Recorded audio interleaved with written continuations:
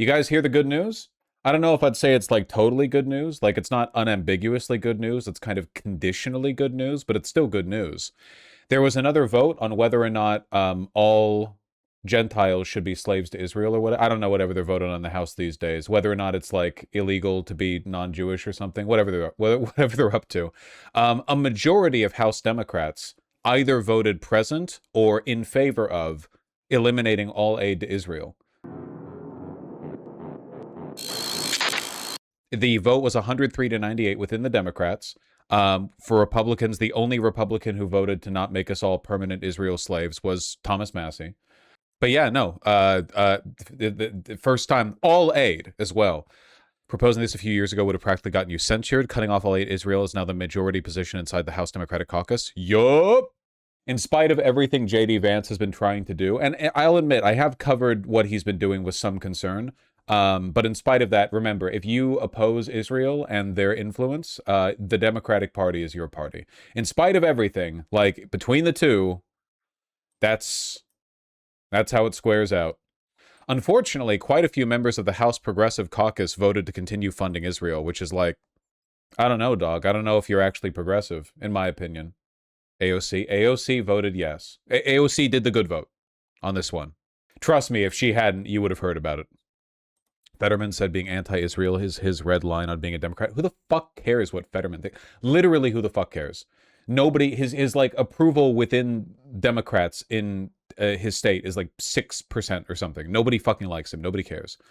Nobody cares. I think that this is still very bullish. I understand that progress is slow, but you have to understand that over the course of, literally, over the course of 3 years, just 3 years, we've gone from the normie core default position in America being like pro-Israel, anti-Palestinian, to the normie position being within the Democratic Party fervently anti-Israel, and the normie position with independents in the country broadly still being generally anti-Israel, and about a 50-50 split in House Democrats opposing all aid to Israel. That is pretty bullish. I understand that it doesn't like lead to any material change right now, but you know, what are you going to do? Yeah, the Congressional Progressive Caucus uses, like, their definition of progressive is like, are you pro-gay marriage or whatever? It's not, if Stevens wins the primary over Abdul, would you vote in the general? No. I genuinely think that Stevens and Rogers are basically the same person. Stevens is a uniquely bad candidate. No ground game, no actual support, no love from the constituency, just nonstop fucking lying, massive amounts of AIPAC spent, unfathomable amounts of money being directed towards her. I don't care. Just don't turn out in the general. It doesn't matter. Her being like in the Senate will not make any meaningful difference. I don't care. Her winning is genuinely like a triumph. Her potentially winning is a triumph over democracy. Like it is a victory over democracy from the autocrats. Very grim. Let's hear CBS cry about it. Welcome back. We bring you all the most important and breaking news from Capitol Hill whenever it comes in. As we mentioned just before we went to break, the House failed to pass an amendment by Kentucky Republican Tom Massie to cut off aid to Israel. More than 100 Democrats voted for it. Only Massie, as a Republican, voted in favor of it. All the other Republicans, no. I want to turn to our political panel. Democratic strategist, former press secretary to then Vice President Joe Biden, Kendra Barkoff-Lamy, and Republican strategist, and former chief of staff to Vice President Mike Pence, Mark Short. Great to have you here. Thanks, Major. Mark, give me your analysis of this vote. So, Massie by himself, Republicans clearly whip this, leave him on his own, and see what the Democrats do among themselves to fight this out. Well, look, I think that this close to election season, when Thomas Massie's not well liked in the conference, there's no doubt they're very comfortable with him offering this on the floor, believing that this is what a lot of Democrats would vote exactly as they did. And I think that the Democrats have a growing anti-Semitic problem in their caucus, and it's only going to get worse when a lot of these Democrat socialists. So we're done with funding Israel? Literally fucking pay attention. Nobody likes you. You show up at class 20 minutes late and you immediately interrupt the teacher asking the person sitting next to you for notes. Been pushing forward. One nomination will likely be there next year. I want to clarify, because do you believe any vote that questions U.S. aid to Israel is by definition anti-Semitic, or could it be a policy disagreement with the sitting Israeli government? It can be a policy disagreement, but I also think they have an anti-Semitic problem.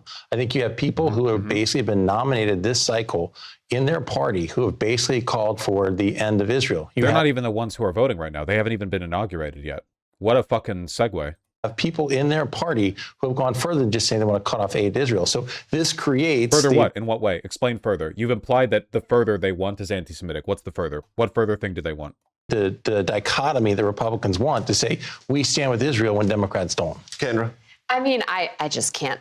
I don't go with that viewpoint. I would just say, I worked with the survivors of that were held hostages and those family members After October 7th, After October 2023. 7th, and we met with more Democrats than Republicans, and I don't think that happens with anti-Semitic members of Congress. And Okay, I appreciate that. Glad somebody who worked for Joe Biden is taking a sensible position here. so I think there's a lot of people in Israel that live there that have a lot of different religions. I think this is not a political decision as in terms of them being anti-Semitic.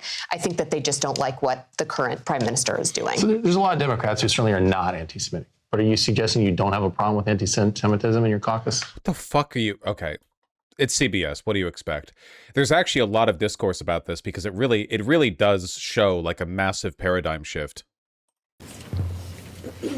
President Obama signed a 10-year memorandum of understanding. We are now in the 9th year of that memorandum. And Mr. Massey would have us repudiate that signature. That is as bad an idea Heartbreaking. I like his tie. as Donald Trump's repudiation of the JCPOA, the deal with Iran that limited its nuclear program. Now, we are told that this is about offensive weapons. This $3.3 billion provides for the AMRAAM system that defends Israeli apartment buildings and houses. Don't care. Breaking Points is happy about this. Wanted to transition to talk about this amendment that was a big vote in the House yesterday. Congressman Massey, you Oh, they just have Massey here. Okay. for this amendment. We can put D1 up on the screen here. Ultimately, it failed, but created quite a lot of intrigue in the Democratic caucus in particular. You were the only Republican that voted yes on this amendment, which cut all funding for Israel. You actually had a narrow majority of Democrats who did vote for the proposal, which is just such a sea change in the positioning of the Democratic Party. I mean, previously, the relationship with Israel was really lockstep across the board. So I'm curious for your reaction to how this vote It is an incredible shift. I mean, even Nancy Pelosi announced that she was going to vote in favor of cutting all aid. That's a pretty strong indicator that the powers that be within the Democratic Party are interested in like taking a new stance on this. down. And if you're surprised that none of your colleagues are where you are right now on this issue. Well, the reason I was able to get this vote on the floor of the House, I sincerely wanted to vote. I offered 3 amendments to defund foreign aid to Egypt, foreign aid to Jordan, and foreign aid to Israel. And the Republican leadership, to my surprise, allowed me to get the vote on Israel. But I think that's because they made a political calculation. I believe it's a miscalculation, but they I'm made actually more in favor of aid to Jordan because I think that Jordan actually does a better job of providing regional stability as a counter to Israel than Egypt does. Egypt fucking sucks. We should stop giving Egypt money. I understand that we pay them money to keep the Suez Canal open, but like that's up to, we have to find a better way of doing this than propping up their military dictatorship. a political calculation that this would be a hard vote for Democrats. And it did turn out to be a hard vote for Democrats. It should have been a hard vote for Republicans because now they've all locked into this idea that American taxpayers should give weapons and... Do we know what's causing the shift? From my understanding, I thought Democrats were not that fundamentally interested in winning. Listen, okay, there are problems with the National Democrats, but like whenever you're making broad statements about the tendencies of a party, you tend to like miss details. What I mean by that is I'm describing a general tendency, not like the unaltering nature of every Democrat. I've said many times that there are good Democrats. There are Democrats who maybe they're weak or somewhat complicit, or maybe they're bought out like a little bit, but in their heart of hearts, they do like think it's their responsibility to serve the American public. There are basically no Republicans who think this. Like their party is just a scum den of evil. But there are Democrats who are good people. It is a mix of Democrats wanting to keep their jobs. Keep in mind that the House tends to be much more receptive to quick changes in public opinion than the Senate because they get voted in every 2 years.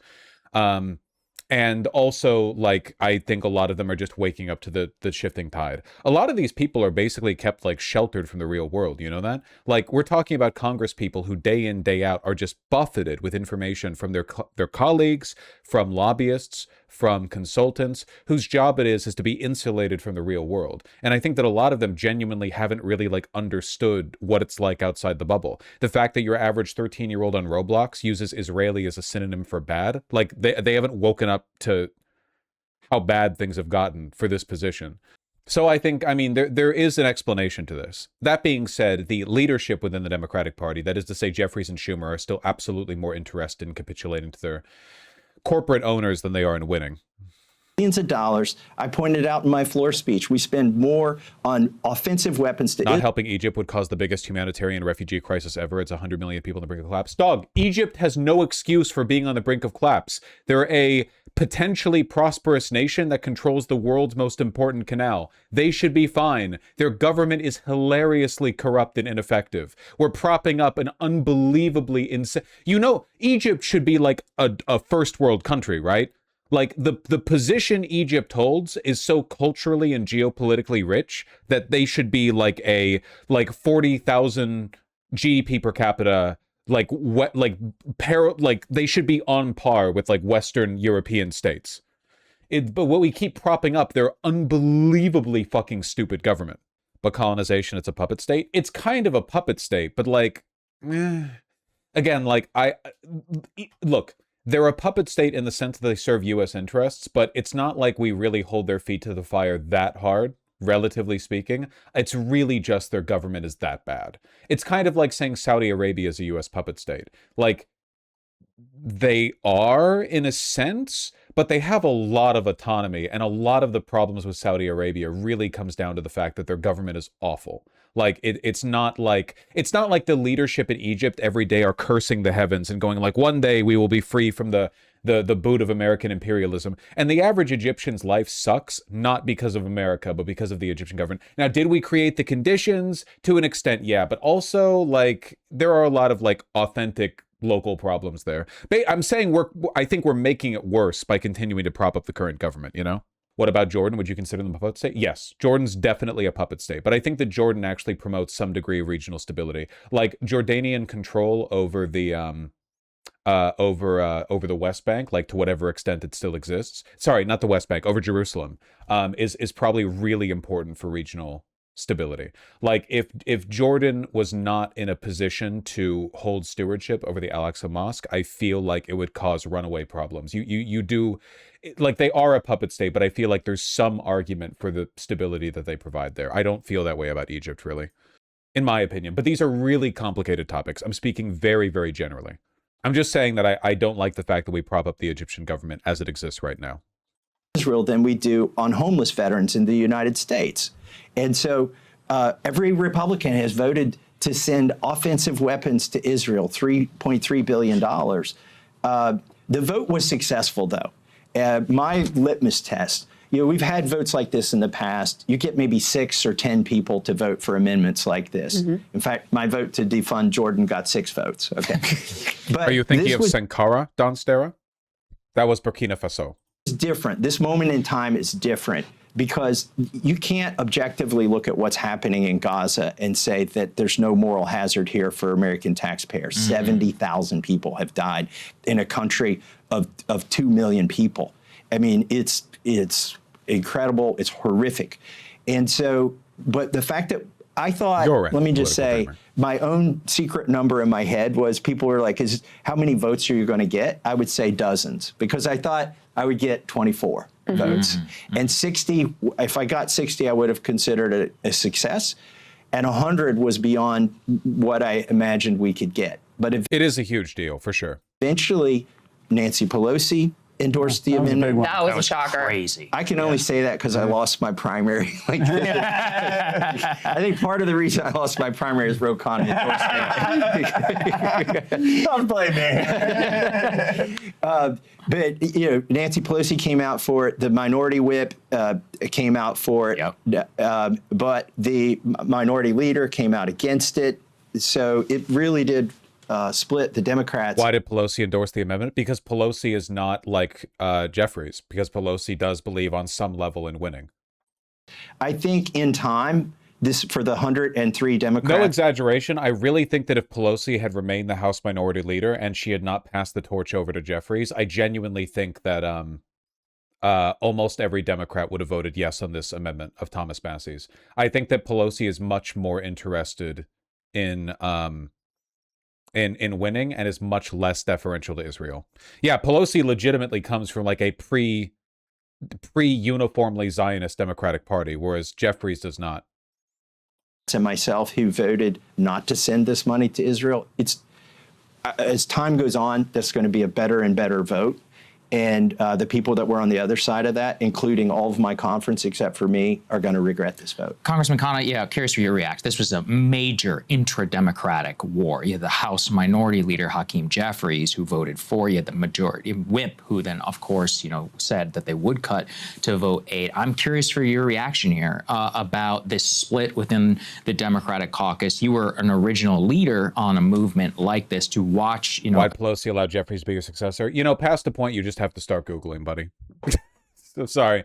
I every time I mention something, there are people in chat who are like, who's Thomas Massie? Is this the based Republican? Da-da-da. Like, sometimes you just have to do some Googling, a significant portion of your Democratic colleagues eventually come to your position. What does that foretell for the future of the Democratic Party? I was joking with Thomas that we had more caucus meetings discussing his amendment than any Democratic legislation. Wow, that's crazy, actually. They really had like Sunday afternoon calls to discuss the Massey amendment and caucus meetings. But this should have been such a simple vote. I mean, we have to go beyond this, but obviously we shouldn't be giving them U.S. tax dollar aid for military weapons. In my view, we shouldn't be giving them military weapons to be killing civilians. But you still think they have moral license to bomb Gaza, and you still don't believe in an embargo.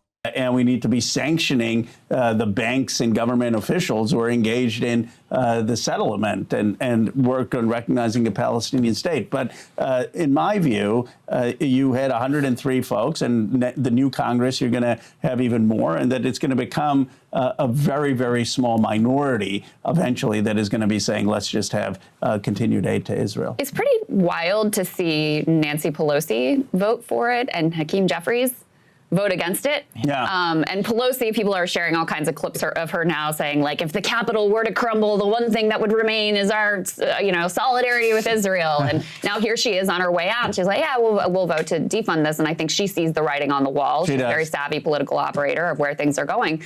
I cannot for the life of me really understand Hakeem Jeffries' calculus here.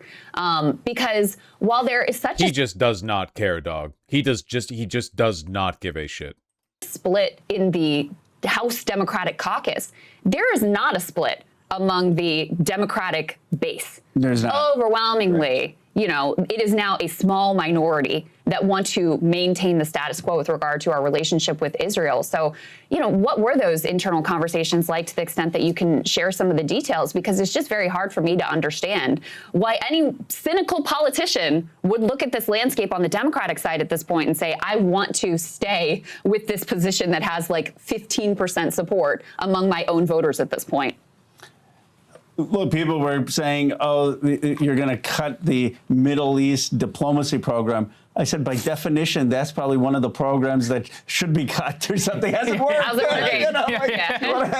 You want to look at government programs that don't work or something. But beyond that, okay, fine. You want to have those programs. That was less than 1% of the aid, and you could have voted for Massey's bill and then still said an amendment saying, well, we want to keep the program for Middle East. So we're all gloating. We're all very happy. If Hakeem was off camera for the record, do you think, or off the record, do you still think he'd be an Israel cuck? I don't know. I don't pretend to know what lays within the cloisters of the inner realm of his heart. I don't know. It doesn't really interest me, to be honest. He's a very insincere person. So what are you going to do? I'm kind of curious how the Times of Israel is spinning this, considering the fact that they kind of see the writing on the wall. By the way, get ready for, like, the more Democrats abandon Israel, the more Zionist-linked funding is going to funnel into Republicans. What's happening right now in Michigan, it's going to be like every election. Democrats are going to be getting primaried by far-right Democrats. And and then the Republicans in the general. Like it's going to be a unified wall of funding. They're not going to be splitting their contributions anymore. Hi, welcome to the Times Visual Daily Briefing. It's Thursday, July 16th. I'm Jessica Steinberg. That's great. This amendment to try to cut all aid to Israel, it was not going to pass. It was something that was put forward by Thomas Massie, a Republican from Kentucky, who is now an outgoing lawmaker. He was ousted by a MAGA Republican that Trump decided to back instead of him. He's someone who makes up this very, I guess you could say, anti-Israel Republican wing. He makes up this He's the entirety of the wing of the Republican Party that's not so friendly to Israel. And you hear a lot about it online, but actually what we saw here in the vote is that it's just him. He was the only Republican to support this amendment to cut all aid to Israel that was connected to a larger legislation. But the more focus was on the Democratic side. And while there might have been a lot of expectation that the overwhelming majority of Democrats were going to support legislation or support this amendment to cut all aid to Israel, that's not actually what we ended up seeing. There was still a real split, and I think it was 48% of all Democrats in the caucus in the House voted in favor of cutting aid to Israel, but it wasn't a majority. And I think there was talk of if there was 103 lawmakers who voted. Why is this not in Hebrew or Yiddish? You asking why it's not in Yiddish underlines a pretty stark ignorance on your part of what language the Times of Israel ought to be in. That's a pretty dumb question because there's tons of English language media in Israel. Voted in favor of this amendment. There was expectations, I think, according to a lot of people I spoke with, that it could be as high as 150. So I guess in some ways you could say this wasn't as bad as supporters of Israel might have expected. And I think the reason why you would have expected it to be maybe worse is that they knew that this legislation was not going to pass, that this amendment was going to fall. There were too many Republicans that were going to support it, and no matter what, you would have some Democrats who would join them. And yet, despite that this was a symbolic measure and an opportunity for people to maybe play to their more populist base that is not very sympathetic to Israel, they still felt that this amendment went too far and was too sweeping and even basically have the IDF come to the scene. The IDF says that once they realized that it wasn't a closed military zone, that he they're talking about Ro Khanna here. Perhaps now how he sees the situation. Yeah, thanks for pointing that out. The last time I interviewed him in 2022, he called himself a pro-Israel progressive, someone who specifically was to the right of Bernie Sanders. And when I asked him if he is... Okay, the analysis here is actually pretty boring. Well, whatever the case may be, it signals a pretty significant change in the winds in the Democratic Party, so we can be excited for that, I suppose. Boring analysis, the event. Yeah, they're not giving it much pep. Still sucks that almost half Dems voted no. Yes, thank you for your clarification. Did he just admit that support for Israel is a right-wing position? No, he did not say that.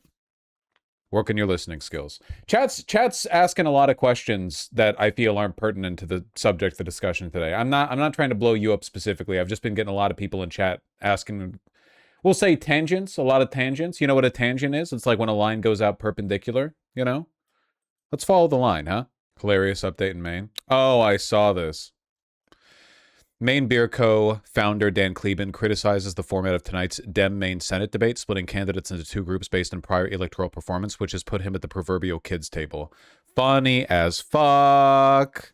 He's going to be debating the babies. I should be more professional. Hey, if you're enjoying the stream, hit the like button on YouTube. It helps with discoverability. Hit the like button! Here's what's going to happen tonight. The world's most famous sore loser will deliver a primetime presidential sour grapes address to pursue his 6-year-old grievances about the 2020 election, while his war in the Middle East spirals out of control and the cost of living continues to rise for Americans across the country. I expect the president to reheat debunked conspiracy theories about the repeatedly litigated and audited and confirmed 2020 presidential election in Georgia, an election that Donald Trump lost. And let me be very clear about this. If the president declares Georgia's elections illegitimate, or if the president declares Georgia's sitting United States senators illegitimate, he is declaring Georgia voters illegitimate. It's Donald Trump who tried to defraud Georgia voters in that election. Donald Trump who tried to commit election fraud when he called Georgia's Secretary of State, Brad Raffensperger, and it was caught on tape, and you should play the tape for your viewers today, and badgered and bullied Georgia's top election official to, quote, find him. This address will be insufferable. I hope you are not live reacting to it. Was this intended as what do they call this? A psychological trick? What is it called when you tell a person not to do something so they do it? Appealing to their contrarian instinct? What's the term for that again? Reverse psychology, yeah. I will, in fact, be reacting to it live. Thank you. Even though it'll probably be boring. The votes that he needed to win in a state where he had lost. Right. Well, we'll see how it goes. Reverse psychology. Reverse psychology. Yes. Let's clear out the... So are Democrats going to come across the line and join some of you? And are they as clear-eyed on the mission? I hope so. You know, Americans work 5 days a week. You know, the minimum we ought to work is 7 days a week. I'm a business guy. As business people have to work every day. We need to work every day to get this stuff done. I mean, so are Democrats going to come across the Huh. Well, I appreciate him being open with it.